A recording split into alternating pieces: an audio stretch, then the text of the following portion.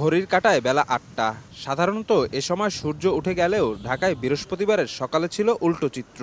কুয়াশায় ঢাকা চারপাশ, শীতের প্রকোপে অনেকটা জুবুথুবু নগরবাসী। জীবিকার তাগিদে বাইরে বেরিয়ে একটু উষ্ণতার খোঁজে কেউ ভিড় করছেন চায়ের দোকানে, কেউ বা আগুন জ্বালিয়ে নিচ্ছেন উত্তাপ।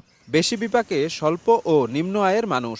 হঠাৎ করে শীত আসার পরে তো কাপড় চোপড়গুলো এত ধোয়া না, হঠাৎ করে আসলে রেডি হইতে পারি না শীতের লাগি, এই জন্য একটু কষ্ট হইতেছে। এই সারা রাত মানে দিন ভরে ময়লা টানি, রাত 12টা 1টা 2টা 3টা পর্যন্ত ময়লা ফালাই আমরা। বহুত কষ্ট করি আমরা শীতের ভিতরে। শীত বেশি পড়ছে আজকের থেকে কালকের থেকে ভালোই।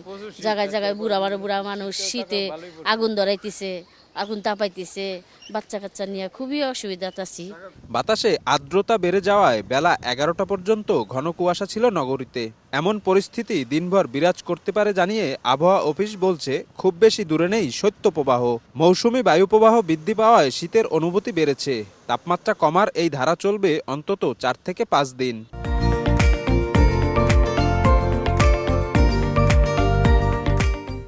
ঢাকা এবং ব্রাহ্মণবাড়িয়া, সিলেট এই উপরের দিকে, ঢাকা থেকে উপরের দিকে পুরো আর কুয়াশায় ঢাকা আছে এখন পর্যন্ত। আরও কয়েক ঘন্টা থাকতে পারে। আজকে সূর্য ওঠার সম্ভাবনা আছে, আগামীকালকে আরও একটু কম সম্ভাবনা আছে। এরপর এইভাবে করে 15-16 তারিখে আরও বেশি কমানোর সম্ভাবনা রয়েছে। 10 হইলেও আমরা সত্যি বলি।